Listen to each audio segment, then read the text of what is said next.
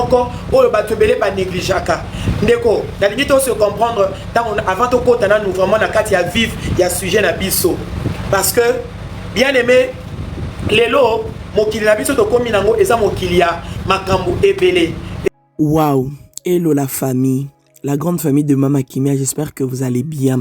Écoutez, je vais vous lire la réaction à chaud de notre maman Laure Mbongo sur la mort de notre sœur Madame Bonnette Elombe. Je vais vous lire ça à la fin. Tenez-vous prêts, restez connectés, ne lâchez rien. La famille, je vais vous lire ça moi-même. La réaction de Maman Laure Mbongo. Oh my gosh. Je vais vous laisser d'abord cette vidéo. Regardons d'abord ensemble tout ce qu'elle avait dit dans le live d'hier. C'était juste incroyable. Waouh. Ce genre de moment, ça fait toujours du bien. Alors, sans plus tarder, je vous laisse la vidéo. Partagez, likez, commentez. Surtout, soyez nombreux à vous abonner. Abonnez-vous massivement. C'était votre Mama Kimia Sarah, la queen de la SAP, la queen des médias, la mère des nations. À l'écouter les karatés. Je vous apporte toujours des infos bio sans trucage. Alors, on va gagner le temps. On va suivre d'abord le message de Maman Laure Mbongo. Puis à la fin, moi je vais vous lire le message. Seigneur, c'est chaud quoi. Encore une fois, mes condoléances à la famille éprouvée. C'est ça qu'il y a mode preuve. C'est-à-dire, Satan a mis Yesu dans Matthieu chapitre 4. A mis Yesu dans tentation. Dit le lobby et les tentateurs aya qui tant Yesu a sambeli 30, a sambeli 40 jours, 40 nuits. Alors, Bible solo et bandit ni la tentation de Jésus-Christ. Alors Jésus fut emmené par l'esprit dans le désert pour être tenté par le diable. Oui, bien ni le diable a dit que Luca, Yesu na indiscrétion. Déjà, plan est là qui déjà établi que Yesu il fallait akufa. Yesu il fallait assez quoi. Merci beaucoup. Bisous à vous. Yesu il fallait akufa. Yesu il fallait assez quoi. Bien aimé, Moutounion sont à côté de Mokili un jour à Obimaka. Ça c'est connu. Moutounion sont à Yana Sena Moi un jour à Obimaka. Ça c'est connu. Mais bien aimé, faites très attention parce que tout ce que le diable cherche, les âmes, au vivre était pleinement destin na yo. Au vivre était pleinement au nzambe abongisa pona tina na yo. Mais la yelo ko la mosali ya nzambe pona ko déclarer likolo ya bomo na yo. Nzambe ako inscrire vie na yo na longévité, na durabilité, ako inscrire vie ya bana na yo. Ya libota na yo ya musala na yo na longévité pe na durabilité au nom de Jésus. Parce que c'est la pensée de Dieu que Nekonanga Okoka Bongo pour vivre pleinement l'ipamboli na yo na kombo na Yesu Christo. C'est ça la pensée du Seigneur. Alors, bien aimé, na zolo la indiscrétion, pourquoi? Parce que c'est une agence ya Koufa. Et ça moko ya agence oyo le diable a utilisé. Il a utilisé ça dans Yesu akotaki prière. À côté prière, il y a jeûne. Assembly. Et le diable a vu la grandeur de Jésus. Que l'ennemi voit ta grandeur. Satan a la grandeur na yo. Satan a yebi que ndengo sawana parce que amona ka étoile. Nini o esalaki que Hérode a tomboka. Pepe bandako luka ndenge nini ba boma Yesu. Ezalaki étoile parce que ba mage ba monaki étoile. Nini esalaki que Pharaon akoka kopesa mitindo ba boma bana nyoso ya mibali. Que Dieu vous bénisse. Dans le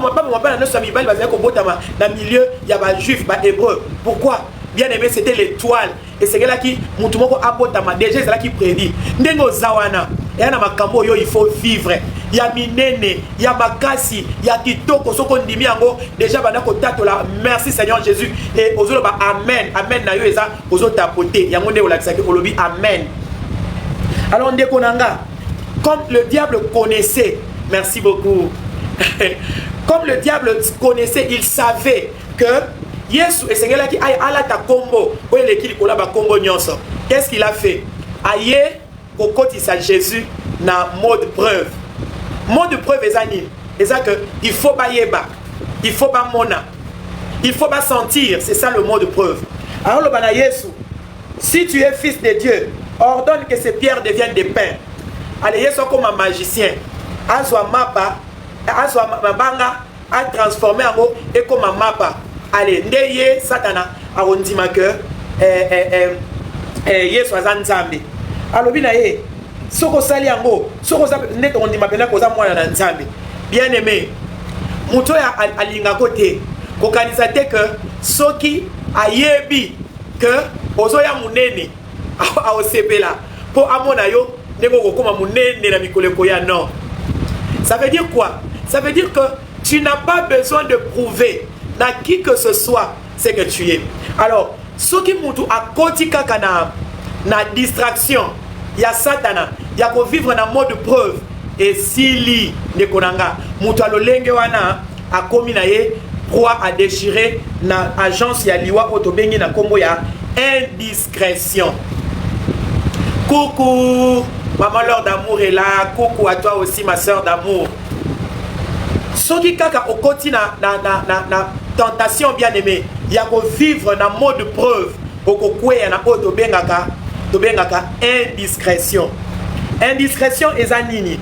Indiscrétion eza le manque ya qualité ya ko garder ba secret. Indiscrétion eza yango bongo discrétion. Discrétion eza ni. Discrétion ezali cette qualité qui consiste à garder les secrets. Merci beaucoup. Tobenga kango pe délicatesse. Tobenga kango pe vivre effacé. Tobenga kango pe vivre mesuré. Voilà. Alors ndekonanga na lingina to solo la muke na likambo na yebi que c'est toujours bien que mokili eye babolamu onzambe azosali la biso mikolo na mikolo, parce que nous sommes de ceux qui appellent les autres à venir tobenga kabatu akomi restreint tozaba otobenga kabatu. Venez voir ce que Dieu a fait, il a fait des merveilles pour moi. Venez voir ce que Dieu a fait, il a fait des merveilles pour moi. Oui, bien c'est laxini. Dieu a fait, Nzambe a sali, yango nazo sala nini nazo datola ye.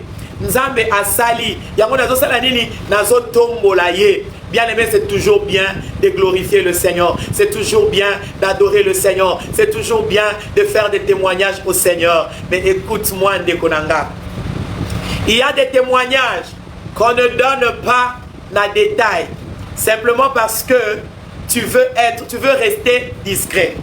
Il y a des témoignages où on va payer ça dans détail. Simplement parce que il y a des témoignages où on va payer ça avant le temps. Basé sur le temps. Dès qu'on a un exemple, tu as passé beaucoup de temps. Il y a koluka bébé, il y a koluka moana. Au passé, batango belé, bien aimé, il y a koluka bébé.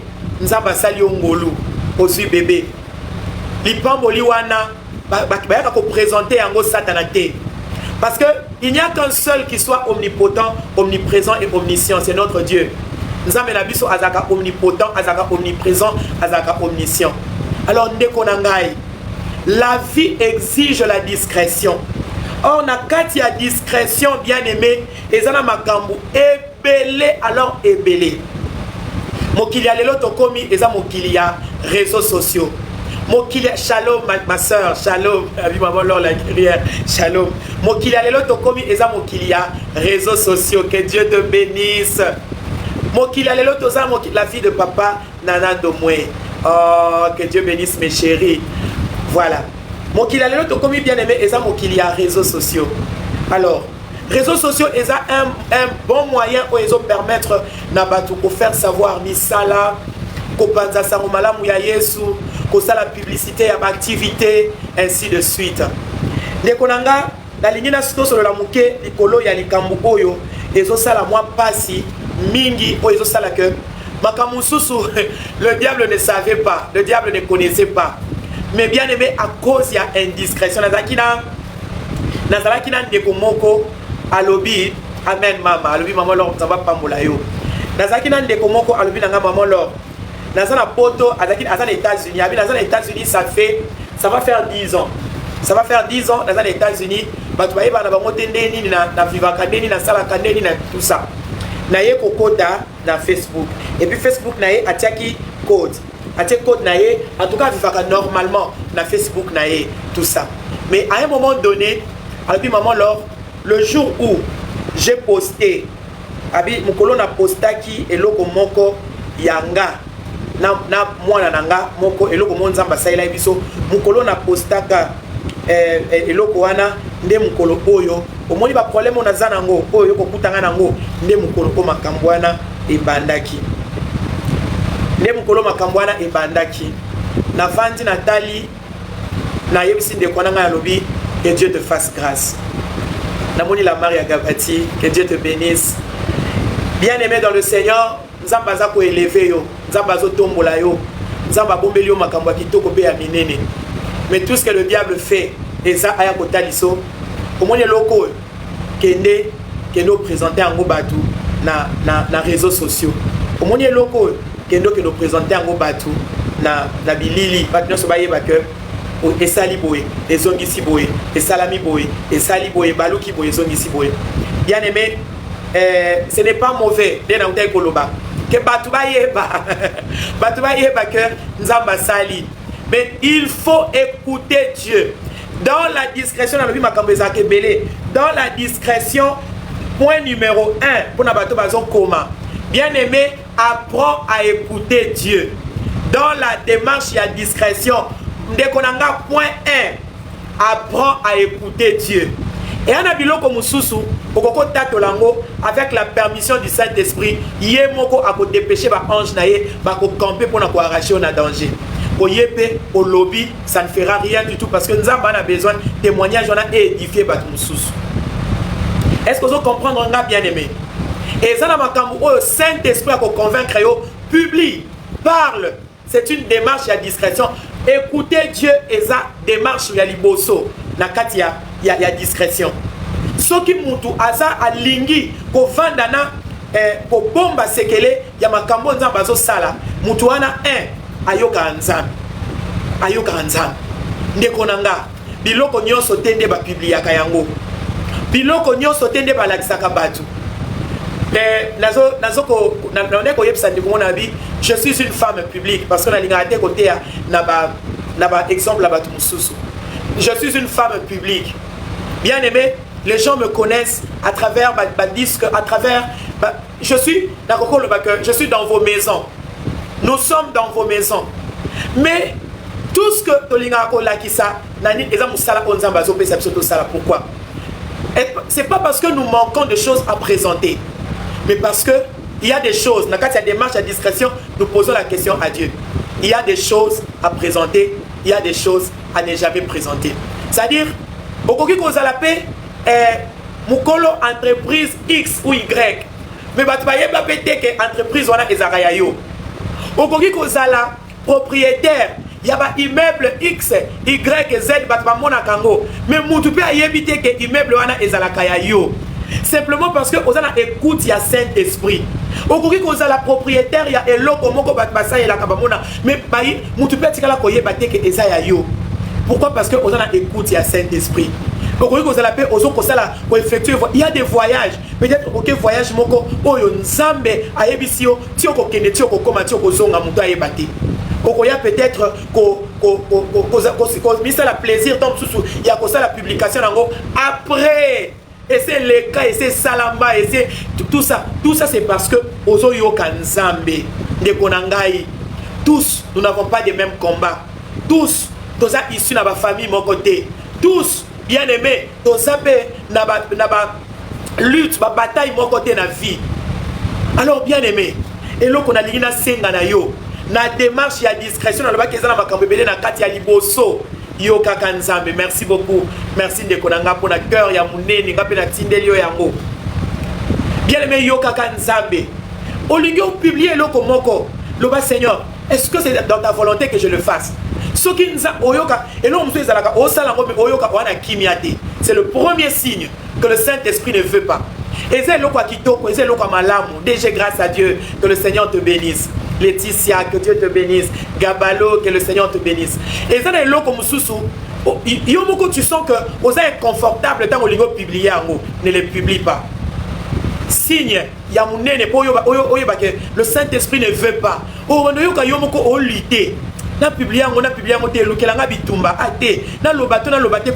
Bien aimé, tu n'as pas besoin de tout publier sur les réseaux. Tu n'as pas besoin de tout publier sur les réseaux de Konangai. Écoute le Saint-Esprit, écoute le cœur du Saint-Esprit. C'est-à-dire le cœur du Saint-Esprit peut agir en toi. Pour épaisser un sentiment, il y a inconfort. Oyo kake, naza inconfortable dans ça la moté. Si vous êtes inconfortable, ne le fais pas, écoute le Saint-Esprit. Namoni batu bazemi kolongwa. Merci beaucoup. Namoni batu, namoni Monique, chic dame, que Dieu vous bénisse. Alvin Béa, oh, Alvin Akiba Babalo. Namoni batu, qu'on perdre bana, bazemi, qu'on perdre l'opportunité. Et on a battu sous la vie parce que société waouh merci boss l'a dit et ça on a battu sous atilinga one x bat atilinga le comme nene Naomi que Dieu vous bénisse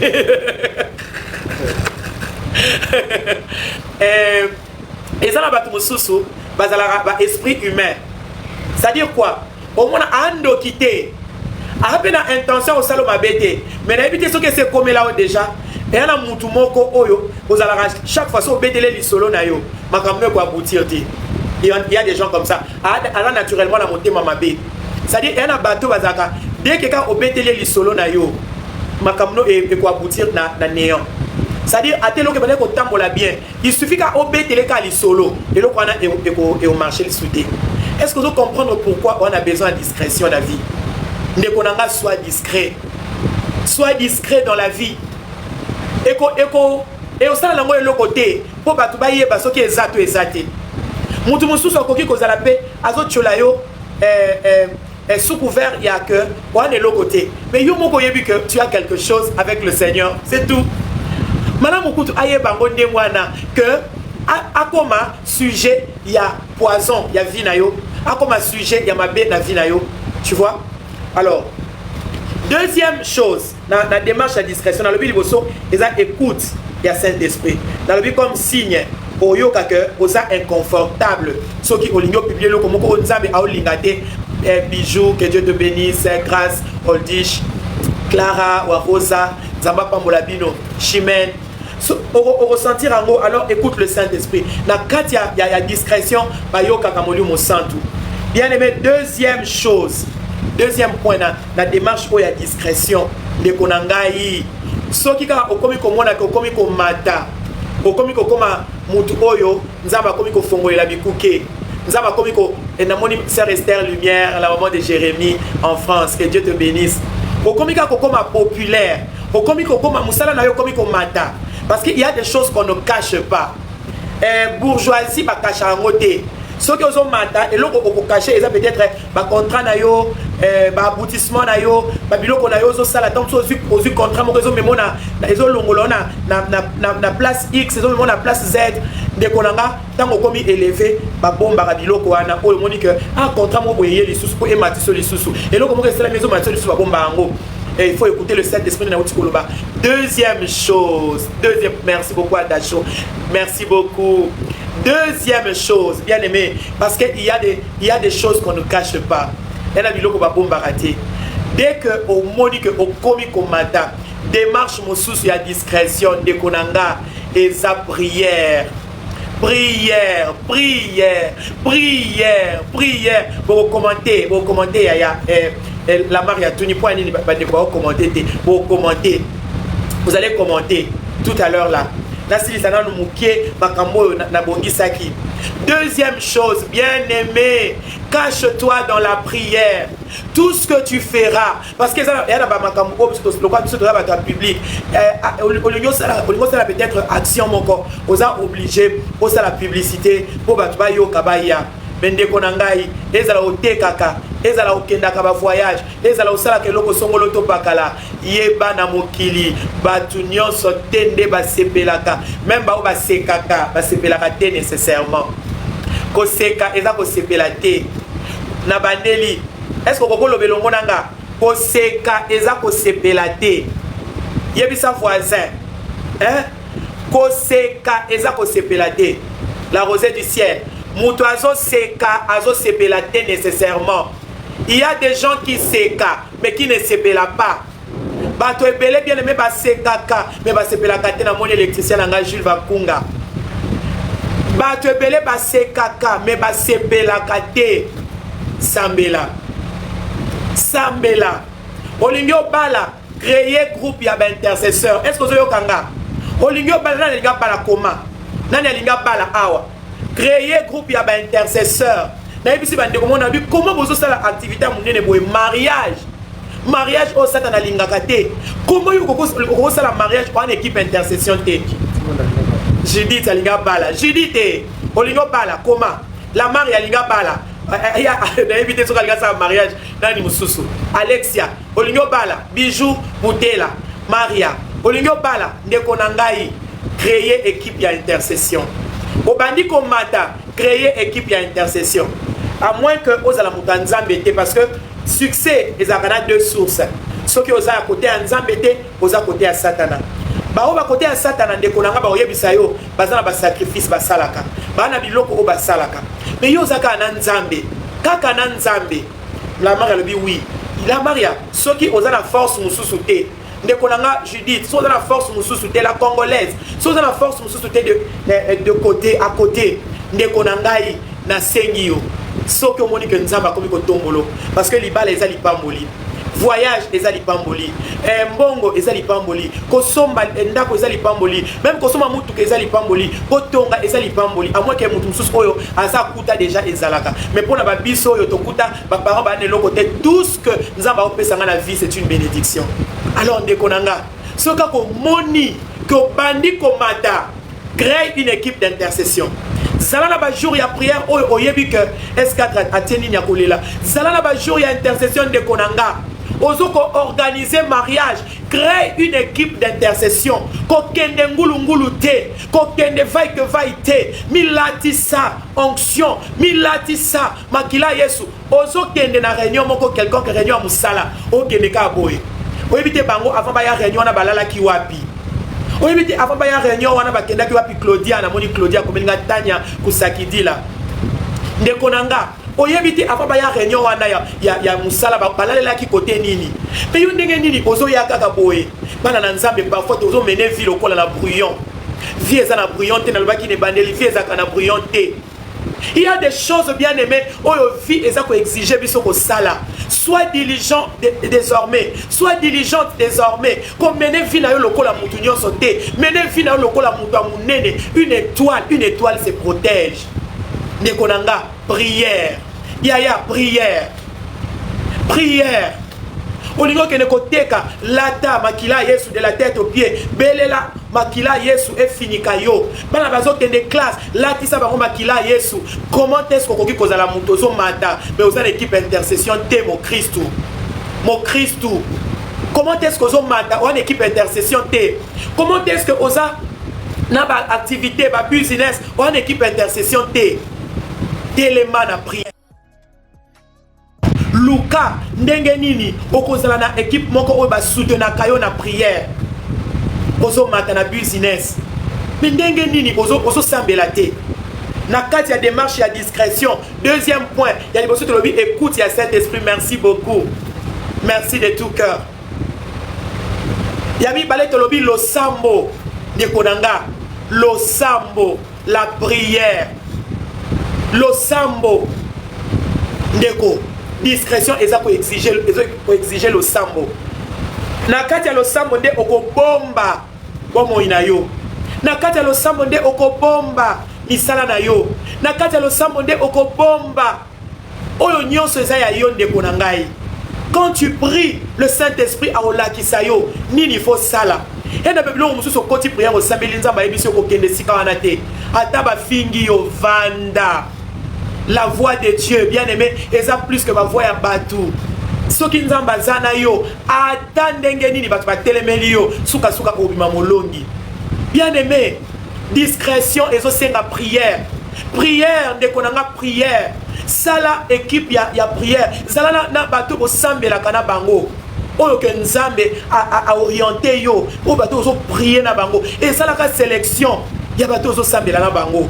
Que ce soit des gens discrets aussi. Ne konangai. Basa la bateau yo, basa comme même sujet na on a katia lo sambo. Et en dehors il y a bateau il y a intercession yo moko. Développe la prière personnelle. Bishop Ede Poizo le balobi prière personnelle et ça prière oyo ko kanzate ke ponzamba yo kayo il faut ka oza la entourer la bateau belé. De konanga active la prière.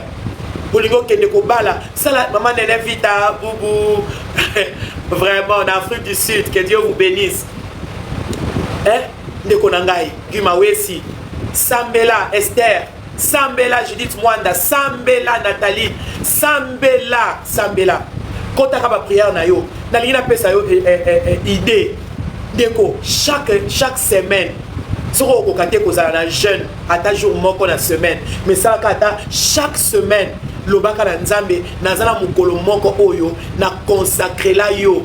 Peut-être ce qu'on a qui l'a été la semaine balamoko qui l'a été na mois balata moko peut-être on le va que non qui l'a été dengue peut-être bino qui l'a dengue sur le va qui l'a pas qui l'a été mukolo moko na mois oyebi que na mois na zakata na jour moko ya jeune neni ozo mata au jeune akaté neni ozo mata au prière akaté et puis sur ozo mata bien aimé ça la kana notion ya mai esukaka o esukaka na genou et o esukaka na cheville prière ezaka prière niveau ba prière ezaka okesana prière mususu esukaka na cheville merci beaucoup merci prière mususu esukaka na genou prière mususu esukaka na hanche prière mususu esukaka na kingo mais ezala ba prière o bien aimé ezindisa mobimba ya mutu et ezala ba moto o etumbaka papier. Et il y a des motos qui sont kaka nzete. Il y a des motos qui sont libendé. Sozo mata. Bana de ko sala calcul ya niveau nini okoma. Pour bien aimé au sambela. Parce que bato no so ba sekaka ba sepelati. Na oyebi so solo. Bien aimé soko obani ko komata sambela. Ça c'est le deuxième point. Notre troisième point pour la bato koma makamama lorazo loba. Bijou Poutela, Carmélie, Tatiana, pour la Batbazo Koma, Ndoudi Lucrate, Dorian, Marinette, Batbazo Koma, Tala, Dorcas Mouteba, pour la Batbazo Koma. Troisième chose, bien aimé, la sélection Yaba Ami. Ndegeni Ozo Mata, mais tu restes ami de tout le monde. Ndenge nini ozo bata mais oza kaka donc entouré na bato belé à la fois ozana contrôle T peut-être yozo kanisa que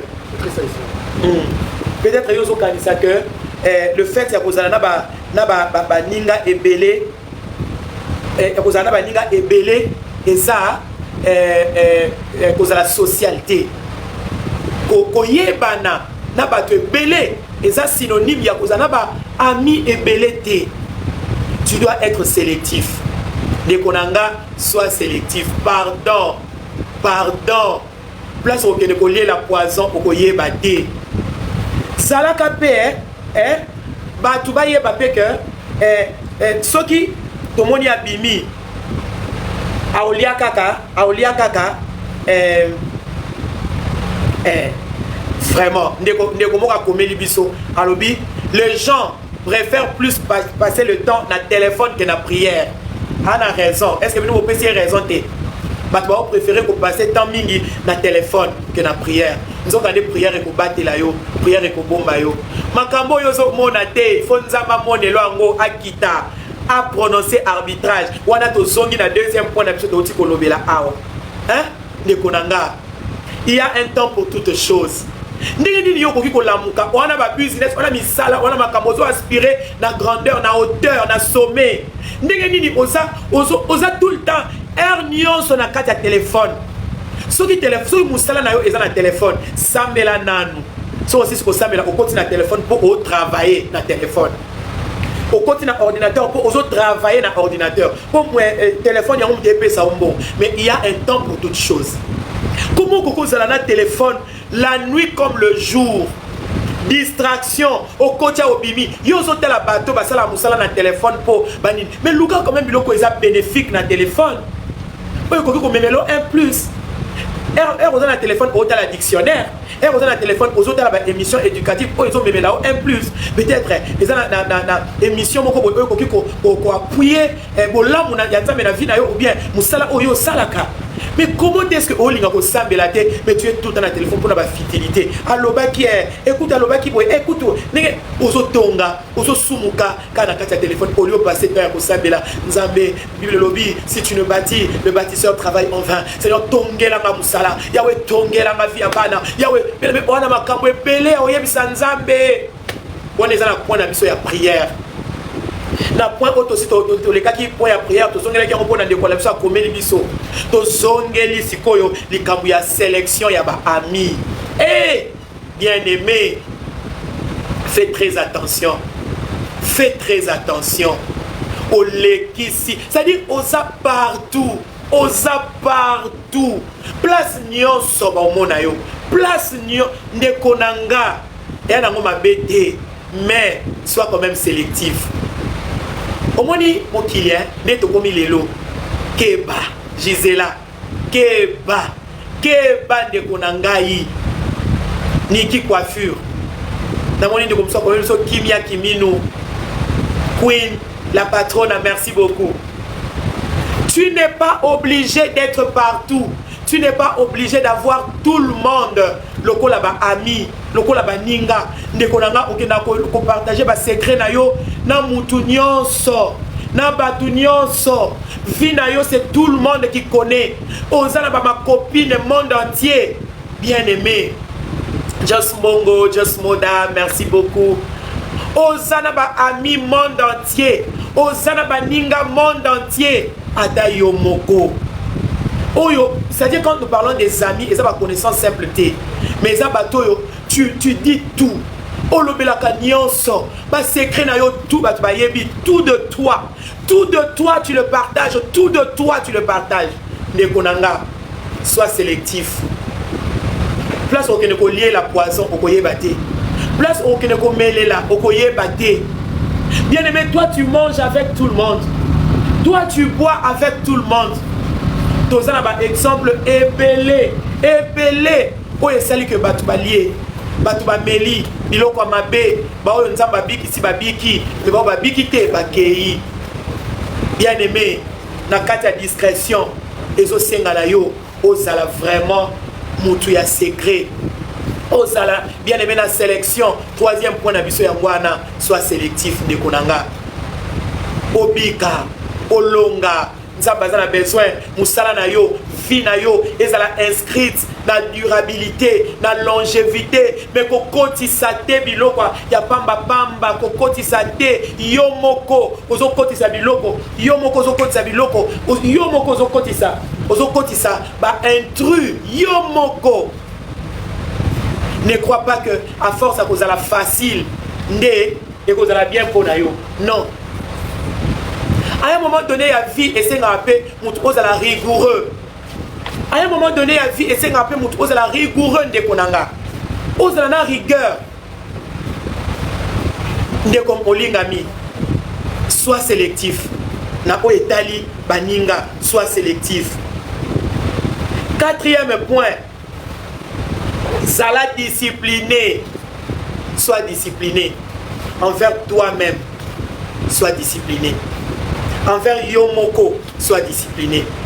Et à la Babylone, je dois rester discrète. Alors, ce qui nous connaît et message koloba, pesa yango punition. Loba na munoko na pesi yo punition. Fanda kimia, sois discipliné envers toi-même.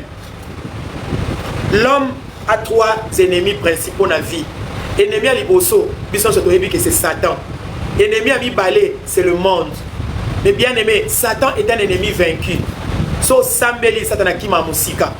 Quand le diable te fait la guerre, nous avons côté là. Deuxième ennemi, c'est le monde. Mais le monde a sa attraction, a bien d'arabiso. Mais l'okonine épée ça Satan, na monde, pouvoir, il y a quoi atteindre biso. C'est notre troisième ennemi. L'ennemi le plus privilégié de l'homme, c'est sa propre chair. La chair est l'ennemi privilégié de l'homme.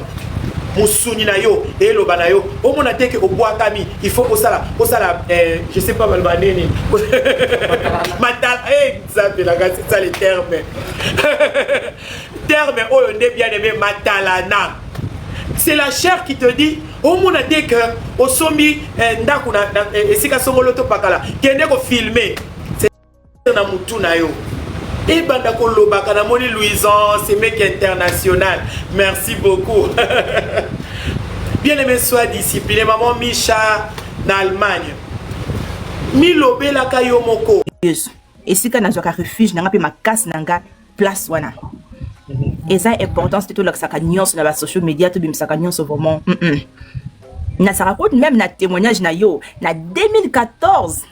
Nazara na pongi na yeba ekima kanga te témoignage na lalaka na zolo tandoto nazaka na bitumba na ndoto wana nazo kima mais eza na nzembo moko yemba ya mokongo na Yesu na ndoto na bandi koyemba na bandi ko nzembo wana motema na ngai ekumisa yo nakende wapi soki na yo te tango motema ekomaka suka opesaka ngai yano na bandi koyeba nzembo wana na bandi koyeba ngona ndoto mama na lamuka na ganga au nom de Jésus-Christ na nzembo na munoko zo continuer pe kaka na nzembo ngo ti na suka ne ko silisa et je sais que Dieu va pesa ki ngai vraiment gloire peut être victoire. Merci beaucoup maman Nzamba Lola abatelela ngayo Nzamba Lola abombela ngayo oko makoko simba nzete. Merci. Bonsoir maman Jos, merci. Moi vraiment bonsoir Yaya nga vraiment nayo pambola ka Nzambe nayo confirmer kaka malobolobi parce que même le dimanche on avait prêché sur ça. Et moi, ce que j'ai retenu pour moi, et là vraiment, et là j'ai prié Dieu pour ça, je travaille sur les réseaux sociaux, sur les réseaux sociaux, mais mon défaut, c'était le téléphone. Même hier, je parlais avec quelqu'un, non, c'est que, non, ça l'effort, non, c'est discipliner le téléphone, parce que même si je me réveille directement mon téléphone, et quand on se l'a discipliné dans le téléphone, et je voyais, c'est moi. Même quand maman qui arrive, c'est un gars, je nous a trop de téléphone. Des fois, tu t'oublies même pour ça, la téléphone. Donc, ça a juste confirmé ce que le pasteur nous a prêché le dimanche. Et là, donc, ça c'est juste une confirmation, il faut que je change. Donc, j'ai dit ça vraiment publiquement, il faut que je change parce que Naza trop de téléphone et je n'arrive même pas à me contrôler. Donc, je dis à tout le monde vraiment tout changer, tout se discipliner. Tout ça, il y a chaque chose à son temps. Tant il y a téléphone, il y a tant il y a kolukapé, il y a des mamans leur a lobby, des fois, il y a des problèmes. Eux aussi, c'est la prière. Mais toi, tu es toujours dans ton téléphone. Tu oublies qu'il fallait dans ça, mais on prendre la solution à problème. Mais, on a tout le temps, le téléphone, tout le temps, la Babylone, la facilité. Au lieu, au fou, kama, au lukanzambe, na programme, mais aux autres boss, on a problème. Il faut prier. Donc, j'ai béni le Seigneur pour la prédication. Oh, en tout cas, on a mis Moni en fait. On a mis Moni et que Dieu te bénisse encore, Yaya. Soyez bénis. Amen, maman Dalida, merci. Toko Tsapé, maman, madame Vanga, madame Doudou Chat. Bonsoir, maman maîtresse. Alors, shalom peuple de Dieu, shalom tout le monde, shalom maman. J'espère que vous allez bien, Binodianso. Alors, je suis un petit peu bilingue parce que parler en lingala, ça va être un petit peu compliqué. Alors, moi, je dirais, j'ai bien suivi la prédication, tout ce qui est téléphone. Maman, je aussi, elle vient déjà de le dire parce que maintenant, le téléphone est comment on a place, même il y a la Bible, il y a Bisso, les téléphones, et comment on a place, il y a la vie, Bisso, souvent même dans le foyer à la maison, et comment on a place, il y a ban à Bisso, il y a la prière à Bisso, alors que le téléphone, c'est un objet au faut qu'il y ait ça et là. Donc, lorsque tu sais utiliser le téléphone, et qu'on permettre souvent et par Narabiso dans d'autres choses, mais comme ça c'est comme les réseaux sociaux, tu n'es pas trop dans les téléphones, oyez bien répéter que les gens puissent apprendre que il y a eu ça sur les réseaux et tout. Alors la discrétion, du côté du discrétion, je dirais que la discrétion c'est quelque chose qui nous protège aussi. C'est quelque chose déjà et que ceux qui osent discret la vie na yo, parce que la vie est faite de choix et de décisions. Lorsque tu prends décision, tu prends choix et qu'on permettre et pardon dans beaucoup de choses, parce que le cœur de l'homme, on ne le sait pas. Il y a que Dieu qui est parfait, mais les gens ont besoin entourés biso tout autour de nous. Parce que projet na biso pe étalé comme ça sur les réseaux. Et mariage na biso mabala na biso étalé sur les réseaux. J'ai dit tout le temps que les réseaux sociaux et trouver la solution. Les réseaux sociaux et bomi. Et après, solution, les gens vont faire les lives par-ci, par-là. Parce que moi, ce qui me dérange souvent, je me dis, souvent, tant na réseaux sociaux, t'es biso mo ba tuto invita ka ba réseaux sociaux na ba vie na biso. Les réseaux sociaux n'est pas seulement mauvais, mais c'est juste il faut savoir l'utiliser. C'est-à-dire, je sais ce que je dois mettre, ce que je ne dois pas mettre sur les réseaux. Ma vie est privée, mes enfants, mon mari, qu'est-ce que je dois garder pour moi? C'est ce qu'il faut que les gens puissent connaître et puissent savoir que les réseaux sociaux, ils ont ma bêtise parce que tu peux, là par exemple, on est en train d'échanger de la part du Seigneur. Ça, c'est du côté positif. Et il y a aussi les côtés négatifs, exactement. Il y a aussi les côtés négatifs que tu ne sais pas l'utiliser. Et c'est en ces moments-là que les réseaux sociaux viennent prendre la place en premier dans ma vie Nabiso. Alors que je demanderais à tout le monde de savoir l'utiliser. Pourquoi? Parce que c'est très important et savoir être discret, comme maman l'a dit, c'est très important. Ce n'est pas parce que tu es discret que tu es hypocrite ou quoi que ce soit, non. C'est parce que tu te protèges aussi, tantôt d'une manière, tantôt d'une autre. Donc voilà ce que j'avais à dire. Merci beaucoup. Très bien. Merci beaucoup, maman Doudoucha. Bien aimé, la discrétion est sa voie à protection. Si tu veux être protégé, apprends à être discret. Ma voix est beaucoup à la ébélée, mais si la carte de discrétion, 4 points. Bien aimé, Osa a besoin de protection. Nous avons protégé yo, mais ne t'expose pas toi-même. Yangonde tina oyo toyela ki awa le koloyalelo na live oyo. Alors on appelle ça qui 4 points. Tika tozwa ndeko na biso azana biso déjà. Maman Kimia. Allô, bonsoir maman Laure, bonsoir tout le monde. En tout cas, Nazana et Sengomaka, c'est vraiment comme à live nayo parce que depuis au Bandaki live, Nazari Kulanda, Nabazo qui peut banamen, en tout cas Nabana Kulanda vraiment. Et loko ouais, merci beaucoup. Et loko vraiment on a et betinga par rapport à Nyons au lobby, c'est par rapport à Matalana. Matalana, c'est vrai que ces derniers temps dans le monde où il y a Kilelo, et ils ont vraiment place et bilé Nabatu, presque Nyons au fait. Dans le sens que les gens ne se rendent même pas compte que, à cause d'Ayango, manque de maîtrise de soi, tout ça là, et ils ont ça là que, moutakomi ko poster n'importe quoi et n'importe comment. Yangwana peut-être bamsous ba ko se rendre compte que yangwana ezo sala que ezo ouvrir pe ba porte ya munguna akoma pe ko gérer biso akoma pe ko gérer ba vie na biso et puis toza exposer pe na ba makambo ebele ba to se rendre compte que non le fait ya ko postara nyonso sans ko luka ko trier au fait que na posté c'est bon on a posté parce que voilà je trouve que c'est bon et qu'on peut aider tout des trucs comme ça na cadre peut-être témoignage mais non mais ces derniers temps au moment que mutazo posté nyonso na ngo loba ki likambo ya ba contrat comment ça fait dire que tu as un travail ou bien au salaire peut-être na ba réseaux sociaux comment ça fait dire que yo ozo na ba contrat mais comment est-ce que ozo comme na point ko l'accès ba contrat na yo c'est pas normal mais malheureusement que lelo c'est ce que les gens approuvent au fait. Ce qu'on accepte là quoi bongo, bazo approuvé, bazo betelo maboko, bazo kumisayo, mais entre temps dans le sous-bassement, bazo tongo lisous, car les mêmes personnes na ba kumiso, bazo tongo lisous, bazo lukelo sous ba problème, baroya ko fingo lisous car na même biloko oyo zo laksa bango pona o laksa ki ngana amozui, nganzamba pambolinga, nganzamba folinga ba porte, mais c'est les mêmes personnes même qui t'acclament qui viendront encore te salir encore demain. Donc moi je pense que il faut vraiment tolanda bamate aboyer ça vaut la peine que toyo kango tous les jours ça nous fait du bien ça nous édifie et ceux qui quelque part peut-être comme kolembisa to lukato bongisa vraiment maman je vous dis merci beaucoup et que Dieu vous bénisse beaucoup et je t'aime énormément maman Laure. Merci. Plus de promesses. Oui, bonjour maman Laure. Bonjour. Voilà la famille, après avoir écouté tout ce que Maman Laure a dit, les interventions de beaucoup de personnes qui sont montées, moi-même y compris, j'espère que vous avez entendu ma voix à la fin ici. Alors là maintenant je vais vous lire, comme je vous avais promis, je vais vous lire le message de Maman Laure Mbongo sur la mort de Madame Bonnette Elombe, paix à son âme. Mon cœur est lourd aujourd'hui. J'ai du mal à trouver les mots. Apprendre cette nouvelle m'a profondément bouleversée. Cette sœur, cette femme si douce, si lumineuse, qui partageait tant d'amour et de joie à travers ses vidéos, nous quitte beaucoup trop tôt. Je ne la connaissais peut-être pas de près, mais son sourire, sa bienveillance, la manière dont elle encadrait les enfants, tout cela parlait d'elle.